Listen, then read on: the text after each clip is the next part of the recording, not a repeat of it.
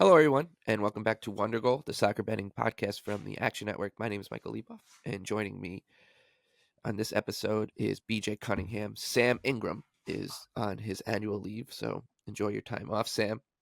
We are thinking of you. I also am a little under the weather, so I apologize for that. But this one's on BJ to do the heavy lifting, which is not all that different from every episode, but it's a fun one. I actually think this slate is my favorite of the season so far from a betting I perspective. agree. There's a lot to dig into here, and I think a lot of chances to make hay. But we have to start with the headliner between two title hopefuls, not Leicester and Everton. We'll get to them in a little bit. Yeah. We'll do City and Arsenal to kick things off. First and second in the past two seasons, the two favorites coming in. City look like it's just a train right now. Erling Haaland is scoring for fun. Arsenal with a big win in the North London derby last weekend, 1-0 over Spurs. We are recording this before their match with Atalanta on Thursday. City was in action as well in the Champions League this week. They are minus 130 home favorites. Arsenal traveling plus 350. The draw is plus 270. It's one of our favorite bets to make of the Premier League year. We get to do it at least twice a year, maybe a couple other times if they meet in cups at some point. The 0-0 in this, or the under in City and Arsenal, in what is just, I think, in all of Europe, in all of European soccer, if you wanted to take two teams to guarantee yourself the likeliest outcome of a really boring match, I think these are the two. I honestly do, which is crazy to say because they're the two best teams on the entire continent. Yeah. But with the way they go about their business, like it's like how we say this a lot about when teams are like laying minus 210 with Manchester United against like a team like West Ham or Fulham or whatever, a mid-table team. I just want to find the person out there who's betting the over 2.5 here and isn't just saying Haaland will get us there on his own, because that's really hard to do against this Arsenal defense. So, yeah, I fully endorse any unders, anything related to the under. Of course, the 0-0 at plus 1080 looks a really fun bet to make for this 11:30 a.m. Eastern time kickoff on Sunday morning. Yeah, I mean, if you want to build a same game parlay of just everything correlated to 0-0, you could probably get a pretty decent sized payout. But I mean, you hit the nail on the head. Like if you're a neutral and you're just like, oh, it's Arsenal and City, like that'll be fun Sunday morning right before NFL starts. Go watch Everton and Leicester, because that's going to be way more exciting than this match. This match is going to be boring. Okay, like it is where it is every single time. So Arsenal went straight terrorism ball against Tottenham, and it worked. Essentially, they were playing like at times, Michael, it was like a 6-4 or a 5-5, and they were sitting just as deep as they possibly could and just not allowing Tottenham to have any space in between the lines or even playing through the middle. And that's pretty much exactly what they did against City in that second meeting last season. They sat in a 4-4-2. The two forwards dropped so that City couldn't create a midfield overload, but City kept trying to do it. But because Arsenal was defending so deep, even though City kept inverting Foden, and Silva, and De Bruyne, they were trying to get a 5v4 in the middle, but it's just, here's the problem. Like, overloading the middle is great, but when it gets so freaking congested, like, you just can't play passes through there. And that's just what makes it really difficult. So, it'll be interesting to see what lineup Pep goes with. If Arsenal is going to play as compact as they're going to. Last season he started Foden and Silva on the wings. I think he's not going to do it because he's going to put too much value on controlling the middle. But he should start Doku and Savinho and just get Arsenal into 1v1s out wide. But again, I don't think he's going to do that. But Arsenal is very limited in their attack. You saw that against Tottenham. They didn't really generate much in transition, only 0.7 expected goals total for the match, especially without Odegaard. Like, Arsenal's, for them to be successful, they got to hit City in the wide areas, and overloading those with Odegaard shading towards Saka is important for them. But you mentioned Erling Haaland. The one team that's been able to shut him down is Arsenal. Last two meetings last year, 3 shots in total, not one shot with an XG rating over 0.1. The reason for that is is because they always double him. They always put Saliba and Gabriel on him.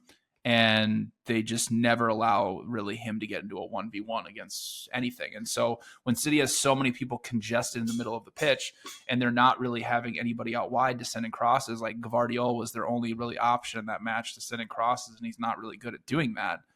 If you always have Haaland doubled and you make everybody else beat you, it's not a bad strategy against Manchester City. So, yeah, I like under 2.5, minus 105. I'll be shocked if this thing gets 3 goals. And I think if it gets 3 goals, there's going to have to be a penalty, and there's going to have some bangers from outside the box. Otherwise, I don't see how it's getting to 3. Yep. Yeah, I think if you're betting an over here, like it's almost more. It would almost like behoove you just to like bet the penalty takers to score. Mm-hmm. You know, it's like because that's how it's which is Saka for Arsenal. Right. If you want to play that. Yeah, you don't want to bet the Haaland one, I guess. Yeah, Haaland's what? Gonna be like, yeah, I know. He's probably going to be like minus. I mean, he might be a little lower. He might be like minus 120 or something like that. Yeah, so that's City Arsenal. That kicks us. That's the Sunday at 11:30. Let's move to Saturday now. And I also should note before we move on from that, actually, what a fun stretch of schedule for City. It's already like they have a fixture pile up, right? Like same thing for Arsenal. Like it's tough for both teams. Like it's a really crazy. tough spot. City has Newcastle next in the Premier League. Yeah, have you seen that line? Yeah. Oh boy, that's gonna be a fun one. And then it's a trip to Bratislava. Yeah. After that, they've got the EFL Cup. Then they have the EFL Cup in the midweek after that, and then another week of Premier League, then a trip to Bratislava. These guys are just playing way too much. And like you said, this is for Arsenal. It would be Spurs, a trip to Bergamo to play Atalanta, then City. So, yeah, all that helps. I think helps the cause with the unders and the 0-0. Mm-hmm. These guys are already starting to think about managing situations. All right, let's flip to Saturday. West Ham and Chelsea. Saturday morning. This is a home game for West Ham. They're plus 240. Chelsea at plus 105 right now, and the draw is plus 280. I kind of like Chelsea. I do too. I didn't think I would come here and say that, but there's matchup wise, like Chelsea should be able to score. Famous last words, but they should be able to almost name it against this West Ham defense, and it's going to be about whether or not West Ham can hang with them. Because as you noted on our last episode, whatever's going on with West Ham the past season plus now, defensively is just kind of bonkers. Over 10 expected goals allowed already. Through these 4 matches, you thought that they'd try to come into this season with a pretty heavy emphasis on tidying things up, and it just hasn't happened at all. So, yeah, I think Chelsea is fine at even money or better.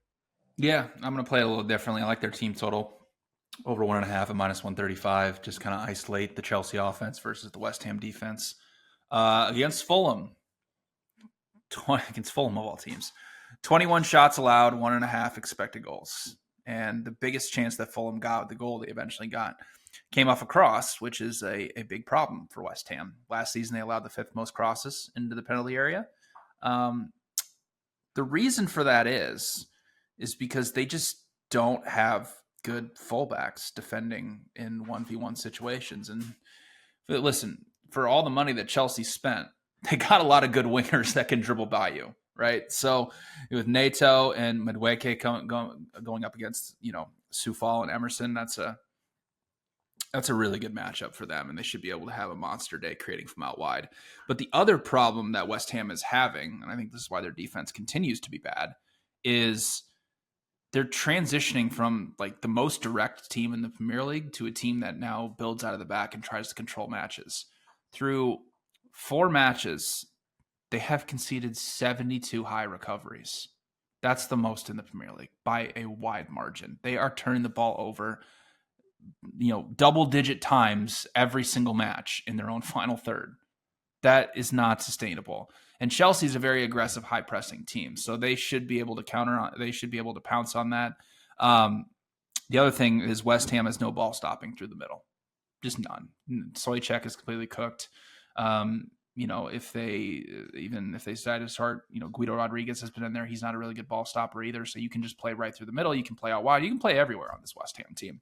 The last thing I'll leave you with is towards the end of last season, Chelsea played West Ham. They hammered them 5-0 and created 4.1 expected goals. So I'm just going to isolate their team total. I don't hate to play on the Chelsea money line either. I think there's value there, but I'm going with their team total over 1.5 at -135. Okay, that's a 7:30 kickoff. Let's move to 10 a.m. Eastern time. Really intriguing one between Liverpool and Bournemouth, with Liverpool as a prohibitive -360 favorite at Anfield. Fortress Anfield, of course, was breached last weekend by Nottingham Forest, and now Bournemouth will try to do it as a +850 underdog. The draw is +550 here.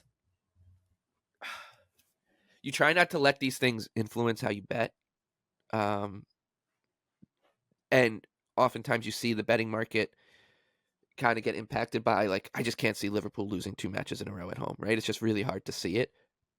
That said, this is a tricky one for them. I think Bournemouth posed some real problems for anybody in the Premier League. Iraola has them in really good nick. They don't seem. They kind of remind me of, in just in terms of like their attitude and of Brentford and Brighton from a couple years ago. Like they just show up and they're not overwhelmed by any situation. It doesn't seem like they kind of just go about their business. They played really well against Chelsea, I thought, in a 1-0 defeat on the 14th. Of course, they had that crazy comeback against Everton, and now when you look back on their 1-1 draw against Forest to open the season, it just doesn't look as bad, knowing what we know about Forest right now, right? So they were kind of 1-1 lucky draw to get against Forest, too. yeah, like a 1-1 draw against Forest to start the year, then a 1-1 draw against Newcastle the next match, the win against Everton, and then a kind of tough luck loss-ish against Chelsea. It all looks on the surface kind of ordinary, but I think there's more to it here. I think Bournemouth has room to grow. The number is Bournemouth or nothing for me. But this is like I said, a betting board I really like. So I just don't know if it'll make my list. Like if this was on last week's episode, I think I'd be much more interested. But I'm gonna be maybe spread too thin to take a shot here on Bournemouth and try to breach Anfield again. Yep. Yeah, I'm kind of in the same boat here. Projected a little bit of value on Bournemouth, naturally in these type of spots, as Liverpool tends to get overvalued at home. The Bournemouth press, they didn't really press a whole lot against. I mean, they'd caused some problems with Chelsea. They were able to beat them in transition a bunch of times, but I'm not sure that pressing this Liverpool team is like the best method of actually beating them. I think what Nottingham Forest showed is the best method of beating Liverpool is that, they're not starting Darwin Nunez. They don't have an out and out number 9. They're just rotating a lot of guys around. And if you can sit deep and play very compact, you can keep this Liverpool team out for quite a long time. I'm not sure Bournemouth's really going to come with the mindset of doing that, quite frankly. Liverpool, they allowed a goal against AC Milan in the Champions League early on to Pulisic. It was a transition break off of a corner, and nobody just picked him up, and he was able to put it in the back of the net. That's been kind of a rarity for Liverpool. They've been really good in transition defense outside of that one, blimp. So I think they should be able to defend well here. I mean, if anything, the number's getting worse, but under 3.5, I guess, -120 is has a little bit of value as well. But yeah, like you said, there's so many other bets I like on this board that I think I'm just gonna steer clear of Liverpool right now because, I really want to see maybe this is a situation to live bet, but I want to see what Bournemouth decides to do. If they go balls to the wall and this overs, then this under might be cooked. So I'm just passing on this one. All right, Tottenham and Brentford up next. Spurs minus 190 at home. Brentford traveling at plus 480. The draw is plus 360. I like the Bees here. I think they're live. We do this every time. Against a Spurs team. Yeah, exactly, right? Like, this is a pretty easy one to find, I think, to find the right side. And Brentford have been, I think, just like a really competent team out of the gates. Their stats say they're bang average, right? They're two wins, 2 losses from 4, 6 goals for, 6 goals against. Their expected goals numbers are basically even. Their expected points kind of put them exactly where they are. But you take a step back and you look at who they played, right? Crystal Palace, they beat Crystal Palace out of the gates. A Palace team a lot of people were bullish on. Took care of business against Southampton at home in what was a whopper of a performance. Nearly 4 expected goals for Brentford in that one. And then the losses were to Liverpool and City, both on the road. So there's something, I think there's an argument to be made that there's a lot more to this Brentford team than their numbers show right now. And Spurs almost the opposite. I do expect Tottenham to trend up as the season goes on, but out of the gates, it just hasn't. It's been impressive at times, and most of that has just most of their best moments have come in one half against Leicester, in which they couldn't put a stranglehold on the match, and then the absolute shellacking they put on Everton. They played Newcastle pretty well. They played Arsenal pretty well, but they come out on the wrong end of both those performances. So I think we're kind of just looking at, right now at least, Brentford being maybe the 8th or 9th best team in the Premier League, and Spurs being like 5th, 6th best team in the Premier League as we stand right now. Yeah. And if that's the case, this number is just too wide. Oh, of course. I agree. Yeah, so Tottenham now, that's 2 straight weeks that they have played a team that has sat deep on them in a compact structure. Newcastle for a majority of the match didn't really press them. They kind of just sat in a 4-5-1. Arsenal obviously sat in their low defensive structure. So that's 35 shots taken and only 1.9 expected goals created. That is incredibly inefficient. And I think here's the main problem with Tottenham right now is they don't have wingers that can beat you in 1v1 scenarios. So teams are never going to double guys out wide. They can have an extra man closer to the middle of the pitch. That means that Tottenham can't overload you in the middle. And even if they do try to overload you in the middle, it's just so freaking compact there, and it's so congested that you just can't play a ball through there. James Maddison keeps trying to drop into the back line or move out wide to try to pull a defender with him, but they're not taking the bait, and they're just letting him receive the ball. And so since Tottenham doesn't have wingers that can beat you in 1v1s, they're just kind of stuck right now. Which, facing a team like Brentford, who can sit deep with the best of them, and really the way that you beat Brentford is beating them in 1v1 areas out wide because their fullbacks are weak. That's a very, very difficult situation. The other thing is, Brentford hammered City for like the first 25 minutes, and they actually came out and pressed them. And the problem that Tottenham has had this season with their buildup is not only just the fact that they're trying to overload the middle and they can't really get through there, is that, especially against Newcastle, the space between where their center backs are receiving the ball and the next line of 3 is far too wide. So if the ball goes backwards, that usually initiates a pressing trigger, which is usually what Brentford does as well. And the space is too big and you can't pass the ball when you're getting pressed like that. So the ball ends up going backwards and teams can set up in their press and they can cause a lot of problems for Tottenham. So, and Brentford did that against City, and they actually were pretty effective with it for most of the match. But the final thing, Michael, 2 final things. Number 1, set pieces. I mean, Brentford's always the best on set pieces. Tottenham conceded a goal off a set piece again against Arsenal, so Brentford will obviously have advantages there. And I'll leave this stat with you as well.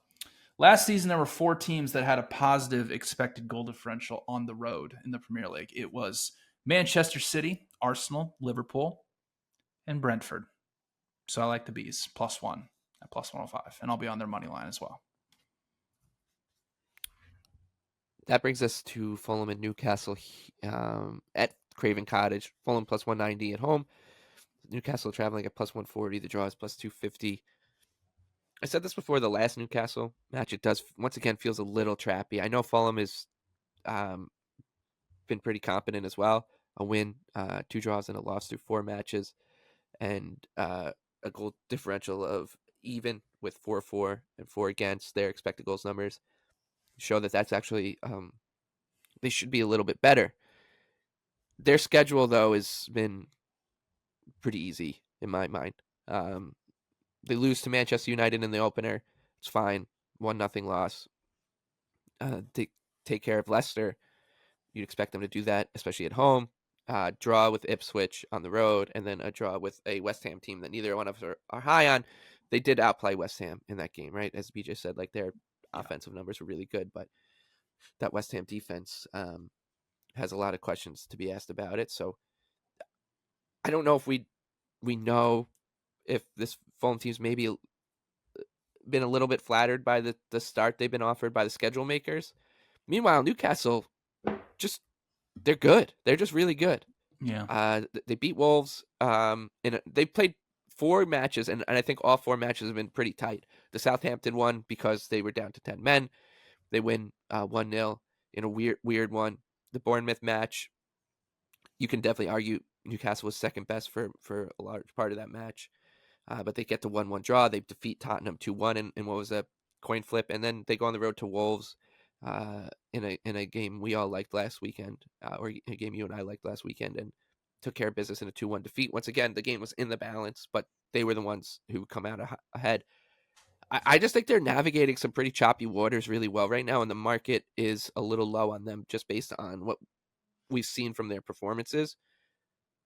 I think there's a pretty big gulf between these two teams, that Newcastle does deserve to be an away favorite, and I like the price on them, even with the status of Alexander Isak being a little murky. Yeah, it really depends on me if Ishak is available. It's an eye injury, I believe. And it says he's 50-50 right now. And the only reason that I say that is obviously he's great, but Callum Wilson is also out too. So if that's the case, then Newcastle doesn't really have another true striker. But yeah, I agree. The price is a little short here if Ishak is going to play, which, an eye injury, is not as bad as knee injury. The thing that's kind of scaring me off here, and you say the word trappy, it's that, Fulham these are 2 of the most drastic home road splits teams in the Premier League.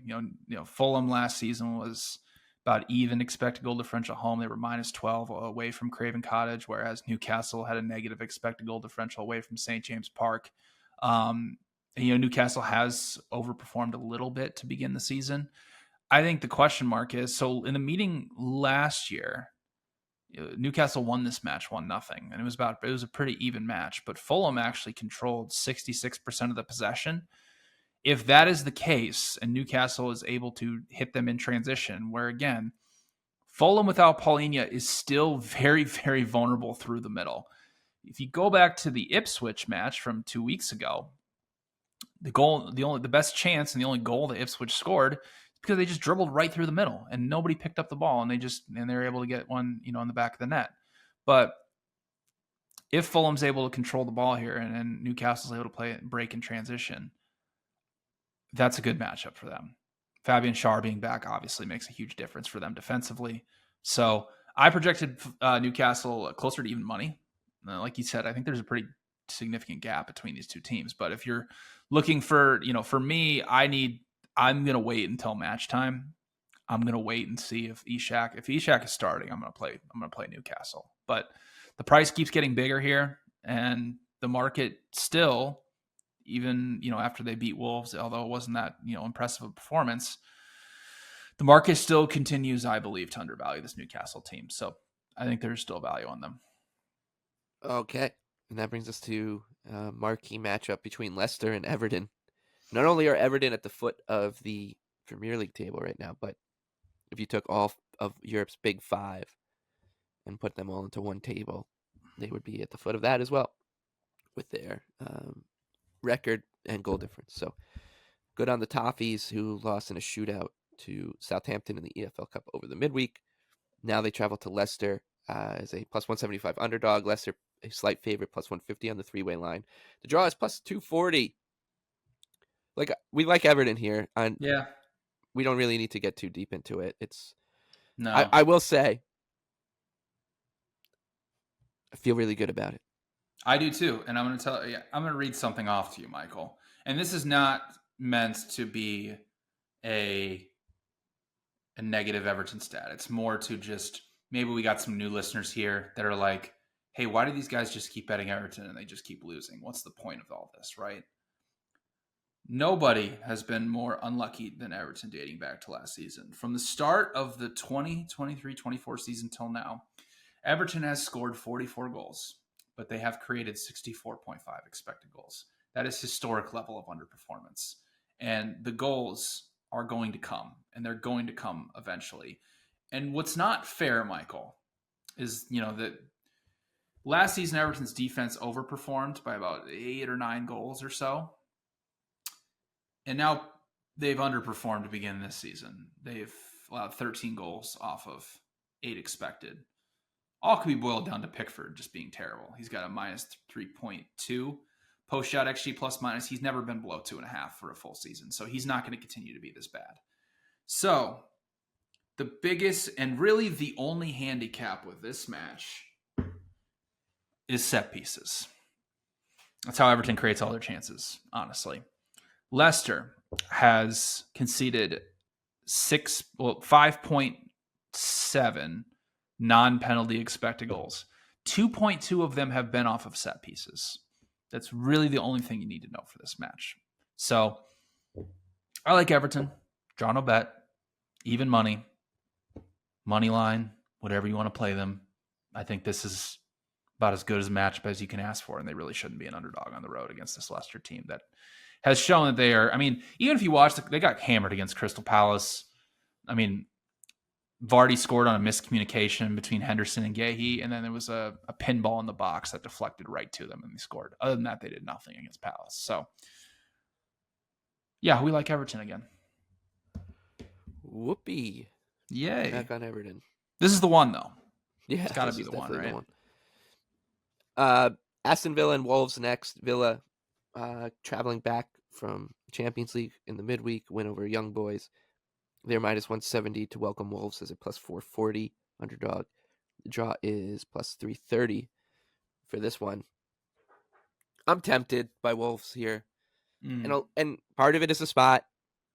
3 games in a week for Villa. One being in Europe. The other, of course, being a pretty emotional win against Everton. They can absolutely overwhelm Wolves here if things go their way. Much more talented team. Wolves have not covered themselves in all that much glory to start with 0 wins, a draw, and 3 losses from their first 4. That said, another team that's played a really difficult schedule to start. Arsenal, Chelsea, good Forest team that they drew away, and then Newcastle. And if you look at the underlying metrics for those matches, the Chelsea game's hard to make a case for them because they did lose 6-2, but the expected goals were a little wonky there, of course. Mm-hmm. As I said earlier, Newcastle, that game was into balance in terms of the underlying numbers.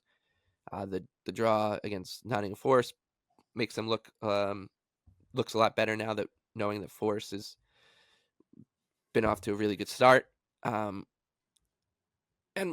like, we trust Gary O'Neill just as a manager generally, and these were the kind of situations where Wolves really made hay last year. So I think the number is big enough to be interested in Wolves. So yeah, I think I'm gonna be on them in the situation. Plus, like, we did just watch this Villa team really struggle again to contain Everton. So that match should have been iced, right? So yep, it should have been iced. And the thing about it is I mean, if you have attackers that can play off the back line of Villa's high line, you can cause them problems. And Wolves definitely has that with Hwang and Cunha. Like, they can definitely cause Aston Villa problems. So Maybe an anytime goal scorer for one of those two guys might be kind of interesting. This is a Midlands derby, so it will be very hotly contested. It's funny how this game works, Michael. And then you're right. It's all the Chelsea match, but Wolves was on the spectrum of overperforming defensively last season to like almost to an extreme amount. And this season, now they've underperformed more than any other team. 11 goals allowed off of 5.5 expected. Again, pretty much all the Chelsea match. Every other match has been kind of close to what their underlying numbers are. They did lose at Aston Villa towards the end of last season 2-0, but it actually was kind of an even match. So yeah, I'm if anything, I'd maybe look at some Cunha or Hwang if they start anytime goal scorer props, because I think Aston Villa's defense, even if you watch them against young boys, any team that can play in transition is always going to be live to score against Aston Villa. So for me, it's a pass. But yeah, maybe some anytime goal scorers between Cunha and Hwang. Okay, I got no interest in the next one. Southampton and Ipswich in a relegation. It's an important winning. one. It is an important one. Yeah, it's very important for these two teams. Oh man! By the way, can I just say? I want to say something about Southampton. Yes, go for it. As a recruitment strategy for future teams coming up to the Premier League, buying both of Sheffield United's strikers is maybe not the best strategy if you want to score goals. And I will say this as well. We'll get to United in a little bit. They kind of hammered United for the first 30 minutes. And if that penalty went in the back of the net, right, I think it would have been a much different game. But, of course, they lose 3-0. And Russell Martin's a loser and his strategy sucks and all this stuff. But it's just funny how results do that. But if Southampton's buildup was ever going to work, right, this is the match. They're plus 125, Ipswich plus 210, the draws plus 240. Yeah, and I'll say I'm getting closer to playing. I mean, I'm not going to play Southampton, but like I have them at minus 110 in this match. They had better underlying numbers than Ipswich last season. Ipswich's press has been god awful. So if you're ever looking for a spot to buy Southampton, if we're getting to plus 130, plus 135 at home, and you're telling me that Ipswich is a better team on a neutral field, I don't agree with that. So I might play Southampton, but I'd like a draw. I'd like the assurance of draw no bet because I don't think they can really do much in attack. So that's the way I'd be looking at it. But that number on Southampton's getting maybe a little more and more enticing. Okay, two more to talk about in the Premier League. You alluded to it. Man United is traveling to Selhurst Park as a plus 145 favorite. The draw is plus 260, and Crystal Palace is at plus 175. I think this is fine for Palace here. Like, this is just, we kind of know what United is, I think, which is funny to say because they're a team that makes their supporters pull their hair out quite a bit, and everyone is just baffled by them. But I think that's who they are. Like, they're just a team that's going to trade wins and losses throughout this entire season. Maybe they put a few good performances together and win on a bunch on the bounce, but maybe they'll also do the same and lose. So I think what we've already seen from Man United is kind of what we'll see for the rest of the year. Wins against Fulham and Southampton, sure.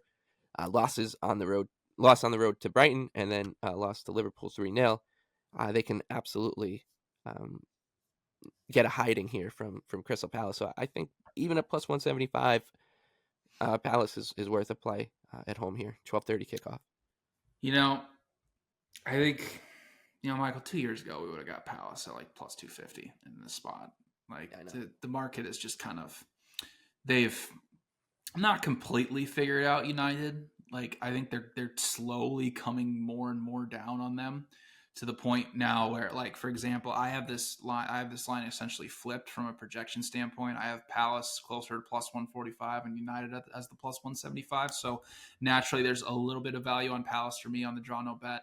And even on the money line if you want to play that as well. Ugarte should be in the midfield for United. He started against Barnsley in the EFL Cup alongside Casemiro. Is he going to be someone that's just going to completely save United's midfield? I don't think so. It's going to be better. There's no doubt about that. But thinking that United's midfield's now going to go to like the level of like City or Arsenal, I mean, that's just incredibly naive. He's a really, really good ball stopper, but he's not the greatest guy in terms of if you want to build out of the back. He also is way too aggressive and way too risky. And that's the reason why he fell out of Luis Enrique's team, is because he kept pressing too aggressively, pulling himself out of position, and leaving PSG incredibly vulnerable in the middle of the pitch. But if you look at his metrics, I mean, I think he was 90th plus percentile in tackles per 90. So he's a very good midfielder.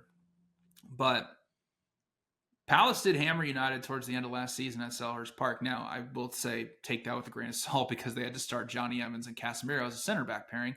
But Palace did win 4-0 and completely hammer them. It'll be interesting to see if Ten Hag decides to play more of a mid-block or a press.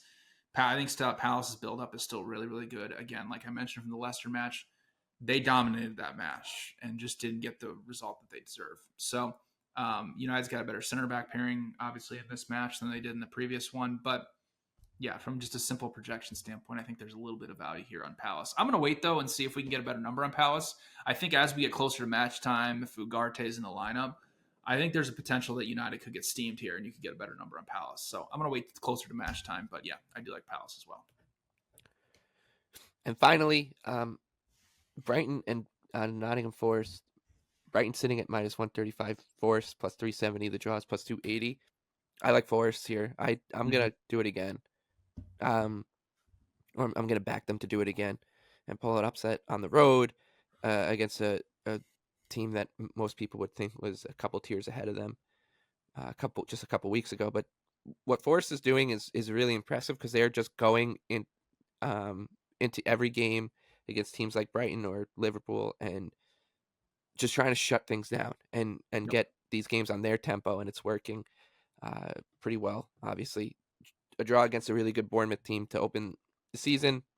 They beat Southampton, and the scoreline was only 1-0, but the underlying number shows that should have been a little more. I think they were a little unlucky in a 1-1 draw against Wolves.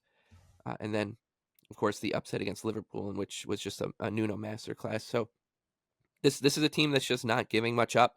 And I think if you are able to just infiltrate a team like Brighton's system and throw a wrench into it, you have every chance of upsetting them, even on the road. So I like the price here on Forest to get ahead and pull the upset against Brighton. I agree. And I think what was concerning from a Brighton standpoint against Ipswich is they had a scenario, like it was almost like a pinball scenario where Murch stood on his head, the Ipswich keeper, in the 36th minute. And that's basically where Brighton created all their chances, because after the 36th minute, they took 16 shots.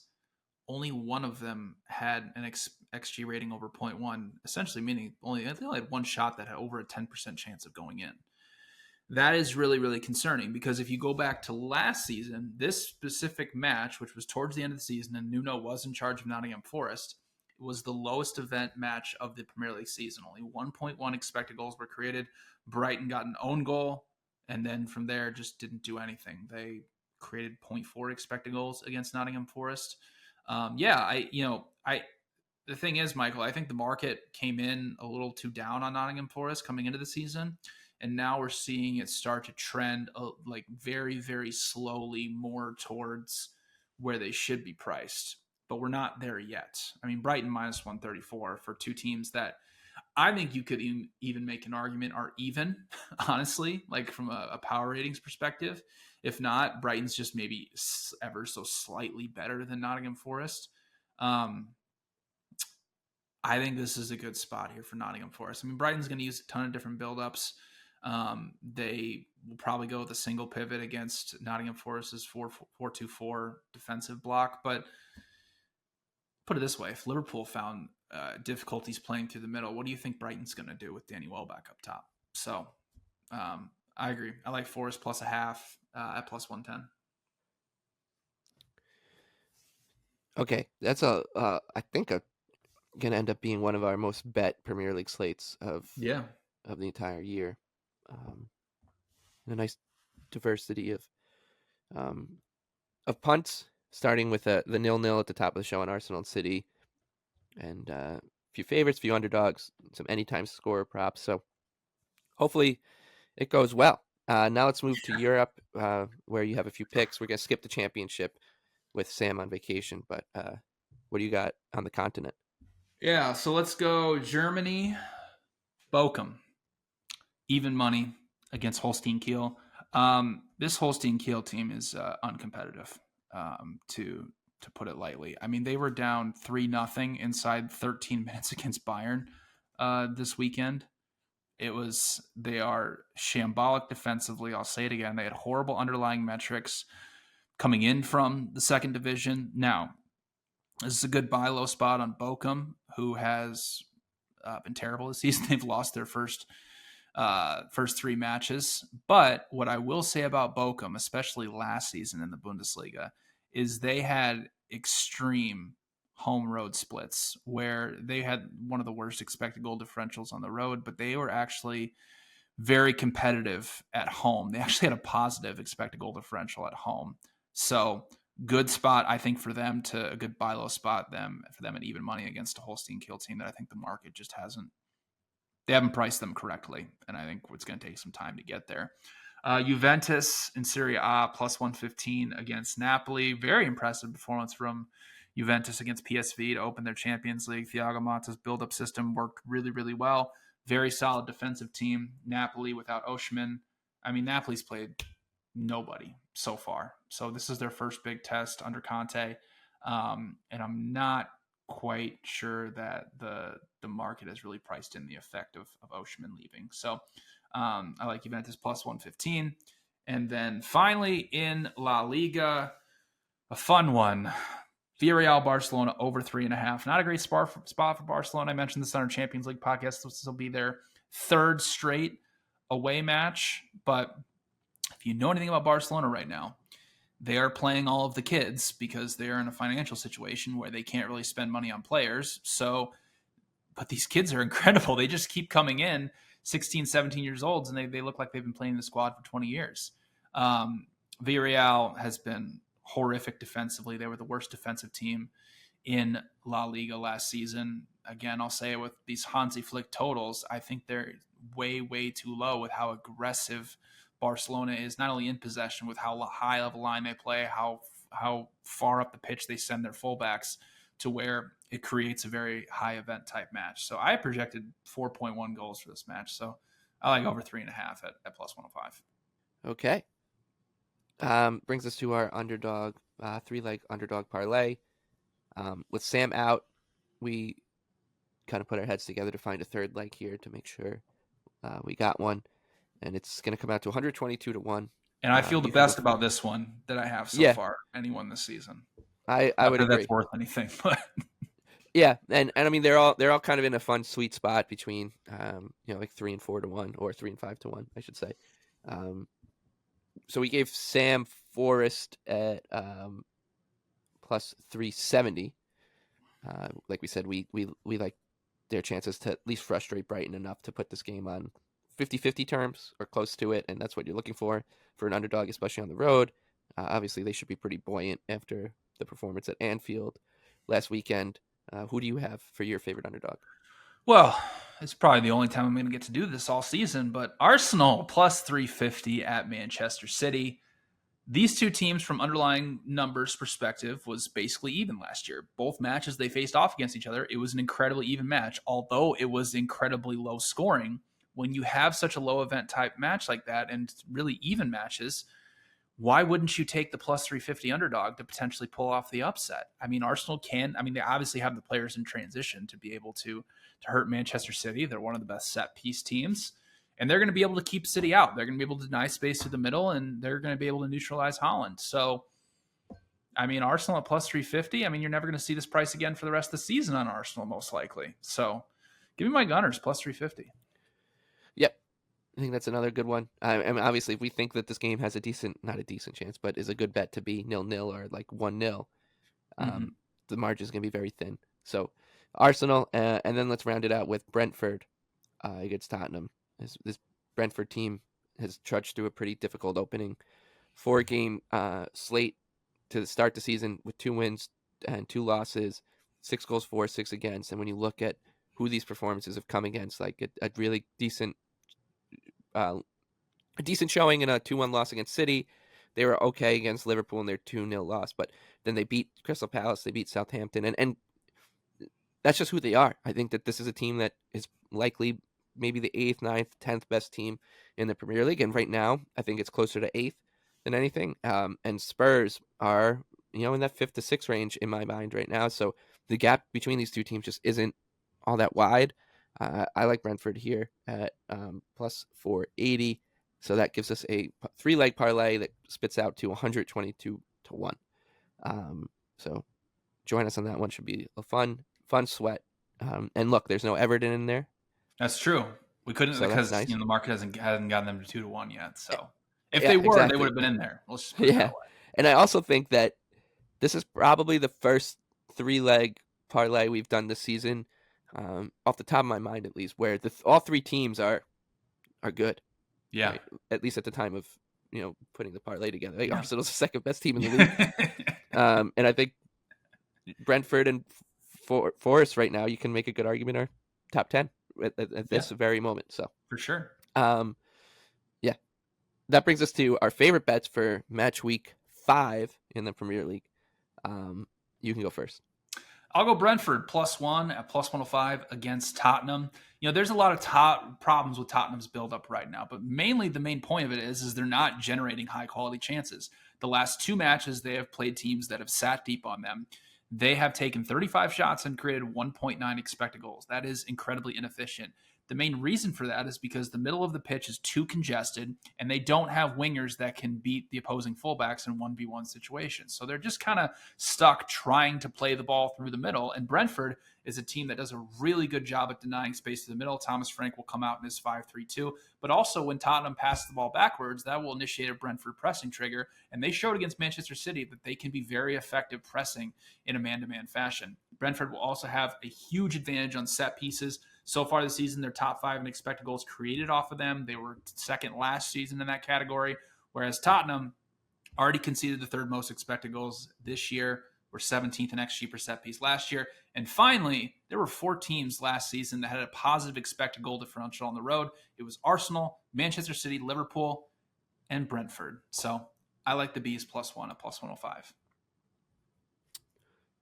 I like Newcastle +140 on the road at Fulham. I just think this Newcastle team is still being underrated by the betting market. They're one of the better teams in the Premier League. I think that they're going to be in and around that top 4 and maybe even beyond all season.